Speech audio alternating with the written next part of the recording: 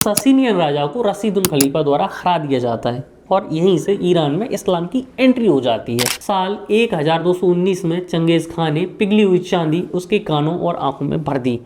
यह सीन ठीक ऐसा ही था जैसे गेम ऑफ थ्रोन में खालिद सिंह के भाई पर खाल रोबो पिघली हुई चांदी डाल देता है।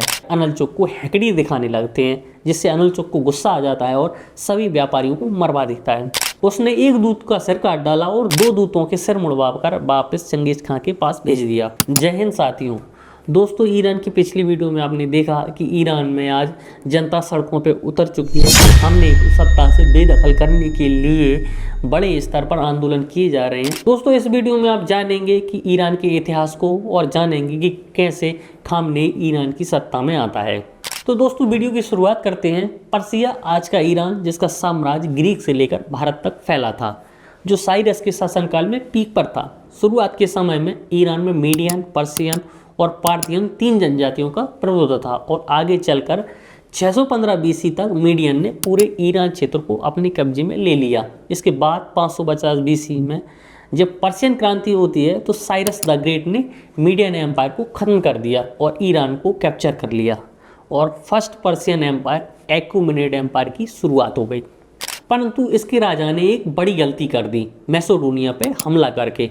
बदला लेने के लिए 4th बीसी सेंचुरी में सिकंदर अपने विश्व विजय पर निकलता है तो एक्यूमेनेट राजा डेरियस III को हराकर ईरान पर कब्जा कर लेता है। इसके बाद 2nd सेंचुरी बीसी में पर्शियन एम्पायर इस क्षेत्र पर डोमिनेट करने लगता है, जो लगभग 5 शताब्दियों तक चलता रहता है और 224 सीई में ससीनियन ने पर्शियन एम्पायर को हराकर अपना कब्जा जमा लिया और ससीनियन का फाउंडर अर्थसीर और इसके बाद इसका बेटा सापुर राजा बनता है, जो शाहों का शाह शहंशाह था। पर दोस्तों, ससीनियन का अधिक समय तो रोमन पर्शियन युद्ध में ही गुजर गया। इससे अरब की नज़र भी ईरान पर पड़ गई और अरब आक्रमण का रास्ता खुल गया। तो दोस्तों, जब अरब आक्रमण हुए तो ससीनियन राजा को रशीदुल खलीफा द्वारा हरा दिया जाता है और यहीं से ईरान में इस्लाम की एंट्री हो जाती है। इसके बाद ईरान पर उम्मेद और आवासित खलीफाओं द्वारा शासन किया जाता है। 2 शताब्दियों के अरब शासन के बाद 11वीं शताब्दी में सिंजुक वंश का राज हो जाता है और इसी समय पर्सिया में फारसी भाषा का उदय हुआ। अब यह वो समय था जब ईरान में इस्लाम का स्वर्णयुग चल रहा था। फिरदौसी जैसे कवियों ने पर्सिया का शाहनामा लिखा, जिसे पर्सिया में वही कद हासिल है जैसे महाभारत को भारत में। दोस्तों, सिंजुकों के बाद ईरान पर ख्वारिज्मों का शासन आता है और साल 1218 में 450 मंगोल व्यापारी पर्सिया की उत्तरार्ध में आते हैं। इसके गवर्नर अनलचुक को जब अंगोलों के आने की खबर लगती है तो वह उन सब मंगोल व्यापारियों को गिरफ्तार करवा देता है। इसके बाद मंगोलों को दरबार में पेश किया जाता है और जिसमें मंगोलों के आने का कारण पूछा जाता है। तो मंगोल आने का कारण बताने की बजाय अनलचुक को हैकड़ी दिखाने लगते हैं, जिससे अनलचुक को गुस्सा आ जाता है और सभी व्यापारियों को मरवा देता है। जब यह खबर चंगेज खान को लगती है तो वो अपनी 3 दूत ख्वारिज्म मोहम्मद शाह के पास भेजता है कि इस जुर्रत की सजा इनलचुक को दी जाए। पर मोहम्मद शाह तो इनलचुक से भी आगे था। उसने एक दूत का सिर काट डाला और 2 दूतों के सिर मुड़वा कर वापस चंगेज खान के पास भेज दिया। बस फिर क्या था, साल आता है 1219। अप्रैल में मंगोल सेनाएं उत्तरार्ध के बाहर आ पहुंचती हैं और फिर शुरुआत होता है विनाश, जिसके लिए चंगेज खान की सेना जानी जाती थी। दोस्तों, पूरे शहर को काट डाला गया। 2 महीने तक चले इस युद्ध के बाद इनलचुक को पकड़ लिया जाता है और चंगेज खान के पास ले जाया गया। साल 1219 में चंगेज खान ने पिघली हुई चांदी उसके कानों और आंखों में भर दी। यह सीन ठीक ऐसा ही था जैसे गेम ऑफ थ्रोन में खालिद सिंह के भाई पर खाल रोबो पिघली हुई चांदी डाल देता है। पर दोस्तों, इसके बाद चंगेज खान खुद ख्वारिज्म पर आक्रमण करता है और उसका ऐसा हाल कर देता है जिसे दोबारा बसाने में दशकों लग जाते हैं। फिर मंगोलों के बाद पर्सिया पर कब्जा हुआ तैमूर का, वही तैमूर जिसने 1398 में भारत पर आक्रमण किया था। दोस्तों, इसके बाद ईरान पर सफेद वंश आता है और इस वंश के समय में ईरान में एक बड़ा बदलाव होता है। पहले ईरान सुन्नी मुसलमान का प्रभाव था, पर इसके सुल्तान इस्माइल ने शिया को अपनाया, जो आज भी ईरान का राष्ट्र धर्म बना हुआ है। इसके बाद आते हैं अवसारित, जिसका शासक हुआ नादिर शाह। दोस्तों, फिर साल आता है 1738। मुगल बादशाह रंगीला जब अपने नाच गाने में व्यस्त था और शराब के नशे में चूर था, तब अचानक एक दरबारी दौड़कर आता है और मुगल बादशाह को चिट्ठी देता है, जिसमें नादिर शाह के आक्रमण की खबर होती है। पर मुगल बादशाह रंगीला इस चिट्ठी को नहीं पढ़ता बल्कि शराब के प्याले में डुबो देता है और कहता है कि ऐसी फालतू चिट्ठियों की मुझे ज़रूरत नहीं है।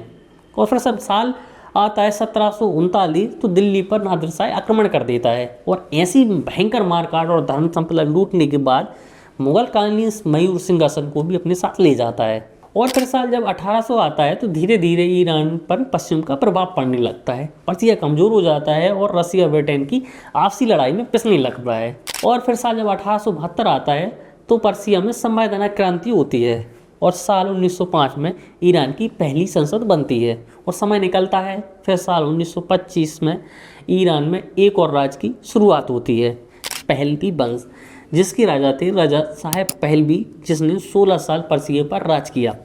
जब इनका राज खत्म हुआ तब पर्सिया बदल चुका था। और फिर साल आता है 1935, शाह ने पर्सिया का नाम बदला और नाम रखा ईरान। पर ब्रिटेन और ईरान के आपसी मतभेदों के चलते 1941 में ब्रिटेन और रसिया ईरान पर आक्रमण कर देते हैं और रजा साहेब पहलवी को सत्ता छोड़नी पड़ती है। इसके बाद सत्ता में उनके बेटे मोहम्मद रजा साहेब पहलवी को गद्दी पर बिठाया जाता है और उनके विचार अलग थे। वो ईरान को पश्चिमी ढंग से डेवलप करना चाह रहे थे। फिर साल जब 1950 आता है तो ईरान में सत्ता संघर्ष शुरू हो जाता है। मुसादी जो एक ईरान का राष्ट्रपति नेता था, 1951 में भाई ईरान का नेता बन गया और पहलवी को देश छोड़ना पड़ा। पर मुसादिक ईरान पर ज़्यादा दिनों तक राज नहीं कर पाता है। अमेरिका और ब्रिटेन ने 1953 में मुसादिक का तख्ता पलट कर दिया और रजा मोहम्मद शाह की ईरान में दोबारा वापसी होती है। जनरल फजाउल्लाह जाहिदी को प्रधानमंत्री बनाया जाता है। फिर ईरान में 1963 में व्हाइट रेवोल्यूशन होता है। इससे ईरान में शिक्षा का स्तर बढ़ता है, महिलाओं को पश्चिमी जैसी आज़ादी मिलती है और आर्थिक उन्नति होती है और देश में रैपिड अर्बनाइजेशन होता है। पर इससे लोगों के बीच रजा की छवि पश्चिमी ढंग से विकसित करने वाले के रूप में होने लगती है। पहलवी ने धर्म और राजनीति को अलग रखने की बात कही। मोहम्मद अयतुल्लाह खुमैनी जो एक मौलवी था वो इस बात का फायदा उठाता है और ईरान के पश्चिमी ढंग से विकसित होने का विरोध करता है, सार्वजनिक रूप से निंदा करता है। इसके लिए खुमैनी को गिरफ्तार किया जाता है और माफ़ी मांगने के लिए बोला जाता है, पर खुमैनी माफ़ी नहीं मांगता तो खुमैनी को देश निकाला दे दिया जाता है। दोस्तों फिर साल आता है 1973 तक ईरान में तेल के दाम आसमान छूने लगते हैं, देश में आर्थिक स्थिति खराब हो जाती है, महंगाई और बेरोजगारी बढ़ने लगती है। धीरे धीरे शाह के शासन का विरोध शुरू हो जाता है और विरोध इतना बढ़ जाता है कि शाह को ईरान छोड़कर भागना पड़ता है। इसी समय 1979 में फ्रांस में निर्वासित जीवन बिता रहे खुमैनी की ईरान में एंट्री होती है और ईरानियन क्रांति का नेता बन जाता है जो शाह को सत्ता से हटा देता है। 16 जनवरी 1979 को शाह परिवार ईरान से इजिप्ट भाग जाता है और 13 अक्टूबर 1981 को खामेनेई ईरान के तीसरे राष्ट्रपति बनते हैं। दोस्तों 3 जून 1989 को खुमैनी के निधन के बाद सूर्य रहबरी यानी एक नेतृत्व परिषद बनता है और खामेनेई को अगला रहबर चुन लिया जाता है जो पिछले 36 सालों से सत्ता का सर्वोच्च लीडर है। दोस्तों दुनिया में 2 ही ऐसे देश हैं जहाँ थियोक्रेसी यानी सर्वोच्च धार्मिक नेता और संस्था का शासन है, ईरान और वेटिकन सिटी। जैसे वेटिकन सिटी में पॉप सबसे ताकतवर होता है, ठीक वैसे ही ईरान में रहबर देश का सुप्रीम लीडर होता है। दरअसल रहबर फारसी भाषा का शब्द है जिसका अर्थ होता है मार्गदर्शक। जनता की चुनी हुई सरकार भी होती है और सरकार पर रहबर का कंट्रोल होता है। रहबर सभी सेनाओं का कमांडर होता है और देश के सभी मामलों में अंतिम फैसला लेने का अधिकार होता है, जिसका चुनाव असेंबली ऑफ एक्सपर्ट करते हैं, जिसमें 88 मौलवियों और उलेमाओं को हर 8 साल के लिए ईरान के नागरिकों द्वारा चुना जाता है। दोस्तों राष्ट्रपति दूसरा सबसे ताकतवर पद होता है जिसका चुनाव हर 4 साल में होता है। एक गार्डियन काउंसिल होती है जो इस्लाम के 6 जानकारों और 6 जजों की एक संस्था होती है जो संसद से पास कानून को खारिज कर सकती है। इसके बाद आती है संसद। 290 सदस्यों को चुनने के लिए हर 4 साल में आम चुनाव होते हैं। बजट और राष्ट्रपति मंत्रियों के खिलाफ महायुद्ध चलाने का अधिकार होता है। असेंबली ऑफ एक्सपर्ट गार्डियन का कंट्रोल होता है, जबकि गार्डियन काउंसिल पर रहबर का। दोस्तों भले ही ईरान में संविधान के तहत असेंबली ऑफ एक्सपर्ट को रहबर को बर्खास्त करने का अधिकार होता है, लेकिन यह सब रहबर की चुने लोग होते हैं। इसीलिए आज तक खामेनेई का कुछ नहीं बिगड़ा है और सत्ता अपने ढंग से चला रहा है, एक अधिनायकवाद और तानाशाह सरकार की तरह। दोस्तों वीडियो अच्छी लगी हो तो इसे लाइक, शेयर और सब्सक्राइब करें।